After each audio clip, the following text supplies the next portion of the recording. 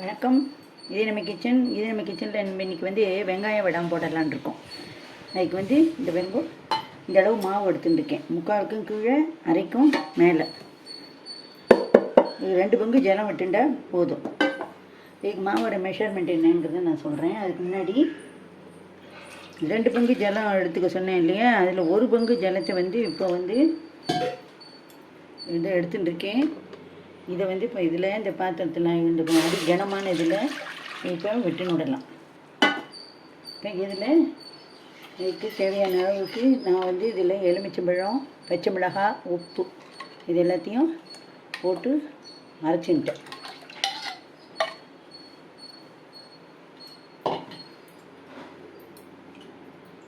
இப்போ இந்த ஜலம் கொதித்து வரணும். அதுக்கு முன்னாடி நம்ம என்ன பண்ணணும் அப்படின்னாக்க, ஜலம் கொதிக்கட்டும். அதுக்குள்ளே நம்ம இதில் இப்போ எடுத்துட்டேன் இல்லையா, 2 பங்கு ஜலம் சொன்னேன் இல்லையா, அப்போ இன்னும் 1 பங்கு ஜலம் அதில் விட்டாச்சு. இது மாவில் பச்சை மிளகாய் விழுதும் போட்டுண்டாச்சு. இப்போ இந்த மாவில் நம்ம இந்த 1 பங்கு ஜலத்தையும் விட்டு கரைச்சிக்கணும். இப்போ இது என்ன அப்படின்னு கேட்டேன்னா, இதுக்கு நம்ம பேசிக் என்னென்னா, நம்ம 1 கிலோ மாவு பச்சரிசி வாங்கிக்கலாம், இல்லை ரேஷன் அரிசி வாங்கிக்கலாம். ரேஷன் அரிசி 1க்கு 2 பங்கு ஜலம் வச்சுக்கோங்க. எதுக்கும் பத்தலை அப்படின்னா விட்டுக்கிறதுக்காக பக்கத்து அடுப்பில் இன்னொரு 2 டம்ளர் ஜலத்தை, ஒரு டம்ளர் 1.5 டம்ளர் ஜலம், வெந்நீர் தானே, ஒன்றும் ஆகாது. அதனால் அந்த வெந்நீரை பக்கத்தில் கொதிக்க வச்சுக்கோங்க. மாவு கிளறுங்கோ. பத்தலை அப்படின்னு தோணித்துன்னா அந்த வெந்நீரை விட்டு இன்னும் கொஞ்சம் கிளறிக்கலாம். அதுக்காக தான் பக்கத்து அடுப்பில் ஜலம் வச்சுக்கிறது. இப்போ இதில் ஒரு கப்பு 1 பங்கு ஜலம் அதில் விட்டு, அதில் மிளகா விழுது, எலுமிச்சம்பழம், உப்பு எல்லாம் போட்டுண்டாச்சு. பெருங்காயம் சில பேர் போட்டுப்பா, சில பேர் போட்டுக்க மாட்டா. வெங்காயம் போடுறதுனால பெருங்காயம் தேவையில்லை. நான் பெரிய வெங்காயத்தை தான் நறுக்கி நல்லா வச்சுட்டுருக்கேன். பெரிய வெங்காயத்தை இது சாம்பார் வெங்காயம் நறுக்கி வச்சுக்கலாம். ஆனால் சாம்பார் வெங்காயம்லாம் நறுக்கலை.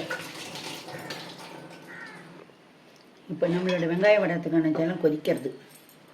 இப்போது கரைச்சி வச்ச மாவு இதில் கொட்டி கிளற வேண்டியதுதான். பச்சை மிளகாய் காரம் நெறி அடிக்கிறது.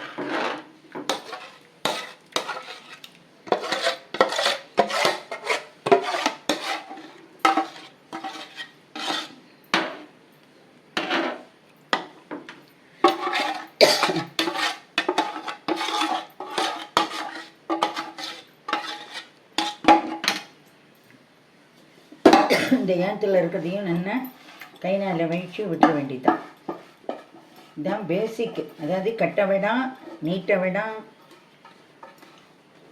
ரிப்பன் விடாம், எப்படி வேணாலும் எல்லாம் ஓமப்படி விடாம், அதுமாரி வெங்காய விடாம், இதுமாரி எல்லாத்துக்குமே பேசிக் இதுதான். 1 கிலோ அரிசி 150லேருந்து 200, இல்லாட்டி 250, 200 வரைக்கும் போதும். 150, 200 வரைக்கும் போதும். மாவு பச்சரிசி வாங்கி, மாவு பச்சரிசியோ இல்லை ரேஷன் அரிசியோ வாங்கிக்கோங்க. மாவு ஜவ்வு அரிசின்னு விற்கும். நான் இந்த ஏனத்தை அலம்பி துளி போகிற ஜலத்தை அதில் விட்டுக்கிறேன்.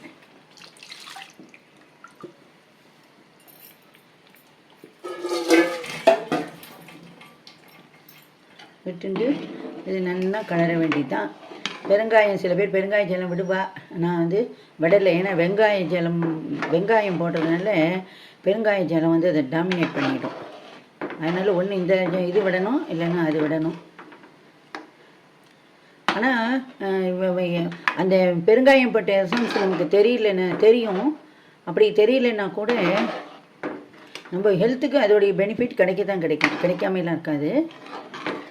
இது மாவு வெந்துடுத்து அப்படியே எப்படி தெரிஞ்சுக்கிறதுனா, அப்படி மேலே சுருட்டிட்டு வரும். 2வது கையில் ஜலத்தை தொட்டுண்டு இந்த மாவை நம்ம தொட்டோன்னு வைங்களேன், கையில் ஒட்டாமல் வந்துடும். இந்த வெய்ய நாளில் இந்தமாரி வடாங்கள்லாம் போட்டு ஸ்டோர் பண்ணி வச்சுன்னு விடுங்க. ஒன்றும் இல்லாத அன்றைக்கி குழந்தைகளுக்கு ஸ்நாக்ஸுக்கு பண்ணி கொடுக்கலாம். ஈவினிங் ஸ்நாக்ஸுக்கு சாதம் வெரைட்டி ரைஸ் அந்தமாரி எல்லாத்துக்கும் தொட்டுக்கலாம். இல்லை அப்புறம் கெஸ்ட்டு வந்தால் கூட ஒன்றும் இல்லைன்னா அந்த நேரத்தில் பஜ்ஜி பக்கோடா போட்டுட்டு இருக்க முடியல, காய் இருக்கும், மாவு இருக்காது, மாவு இருக்கும், காய் இருக்காது, அந்தமாரி ஏதாவது ஒரு சூழ்நிலை இருக்கும். அந்த சமயத்தில் இந்தமாரி இதையும் போட்டு எல்லாத்துலேயும் 2 பொரித்து வேணுங்கிறத போட்டு பொரித்து கொடுக்கலாம்.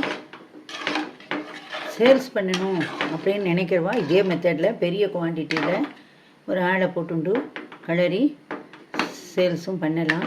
கடையெல்லாம் வாங்கினா நல்லா அநியாயம் விலை விற்கிறது.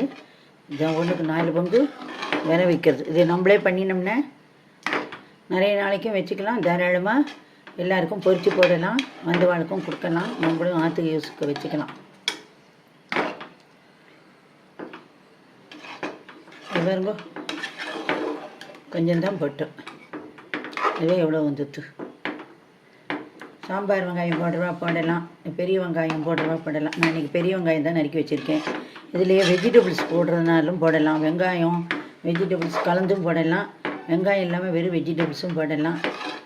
எல்லாமே நம்மளோட விருப்பம்தான். என்ன கலரி முடித்த உடனே வெங்காயத்தையும் போட்டு எல்லாம் கலரிட்டு நல்லா மூடியை போட்டு மூடி வச்சிடணும். மாவு அதில் கொஞ்ச நேரம் புழுங்கின்னு இருக்கணும். அதுக்கப்புறமா ஒரு 1/2 hour 1 hour கழிச்சு நல்லா ஆறிடும். ஆறினதுக்கப்புறம் எடுத்து நல்லா கிள்ளி வெயிலில் கொண்டு வெயிலில் வேணால் வச்சிடலாம். மொட்டை மாடி இல்லாதவா என்ன பண்ணலான்னா பால்கனி இருக்கும். கண்டிப்பாக வாவா அதில் பால்கனி இருக்கும். அந்த பால்கனியில் வாவா போட்டு வைக்கலாம்.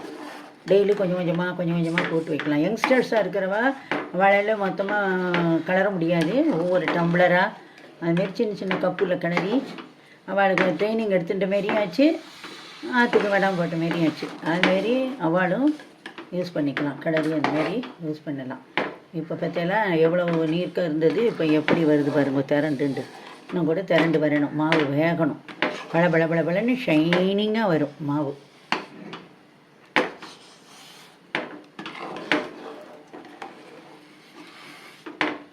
இதுலேயே என்ன பண்ணலாம், சில்லி ஃப்ளேக்ஸ் அப்படின்னுட்டு நம்ம அதெல்லாம் கடையில் வாங்க முடியாது. நல்ல மிளகா வத்தலை வெயிலில் காய வச்சுட்டு கட் பண்ணிவிட்டு மிக்ஸி ஜாரில் போட்டு கோர்ஸாக அந்த அரைச்சிட்டு இதில் நல்லா தூவி கலரிட்டு இறக்கி வச்சு தூவி கலரிட்டு அந்தமாரியும் போடலாம். அது ஒரு டிஃப்ரெண்ட் டைப்பாக இருக்கும்.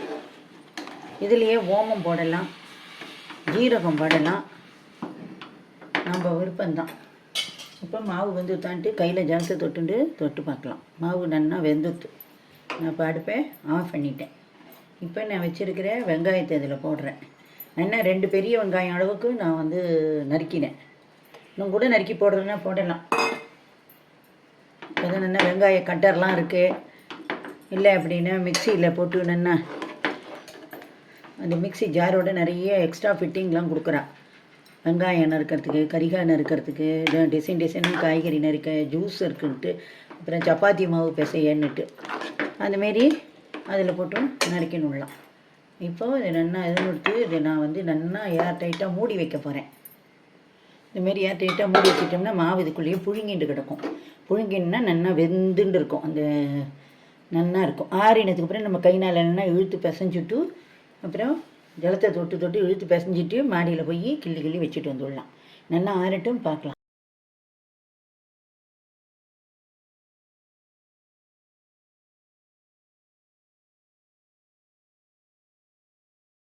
இப்போ நம்ம வெங்காயம் வடங்கள்லாம் காஞ்சி வந்துடுத்து. இப்போ இதை நம்ம இட்லி சட்டியில் எண்ணெய் வச்சுருக்கேன். நான் இதை பொரிக்க போகிறேன்.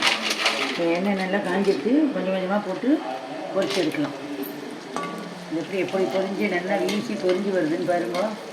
ரொம்ப நல்லா இருக்கும். இதில் நான் போடும்போதே நிறைய டிப்ஸ் எல்லாம் உங்களுக்கு சொல்லியிருக்கேன். இதில் என்னென்னலாம் சேர்க்கலான்ட்டு. அதுமாரி வெஜிடபிள்ஸ்லாம் சேர்க்கலாம், கொள்ளலாம், தக்காளி சேர்க்கலாம். ஒவ்வொன்றும் ஒவ்வொரு டேஸ்ட்டில் இருக்கும். கீரை சேர்க்கலாம். அதுமாரி எல்லாம் சேர்த்து ஈவினிங் ஸ்நாக்ஸாக குழந்தைகளுக்கும் கொடுக்கலாம், ஆத்திருக்கவங்களுக்கும் கொடுக்கலாம், சாதத்துக்கும் தொட்டுக்கலாம், கெஸ்ட்டு வந்தாலும் கொடுக்கலாம். இப்போ இது பொரிஞ்சு கொடுத்து நான் எடுக்கிறேன். இதில் பாத்திரத்தில் எடுத்துடுறேன். எப்படி கரகரன்னு சவுண்டு வருது பற்றியில். இப்போ அடுத்த நம்ம போடலாம். நல்லா எண்ணெய் காய்ச்சல் இருக்கணும். வெங்காயம் வடத்துக்கு மட்டும் எண்ணெய் நல்லா காய்ஞ்சி வரணும்.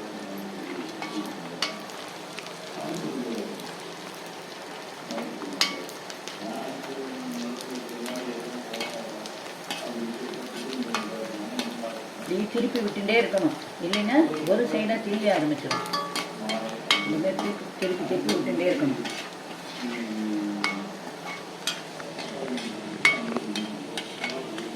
இப்போ நான் இதை எடுத்து விட்றேன்.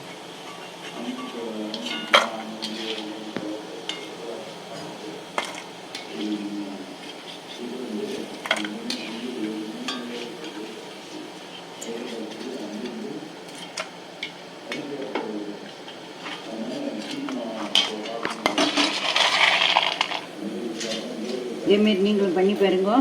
ரொம்ப நல்லா வரும். நன்றி, வணக்கம்.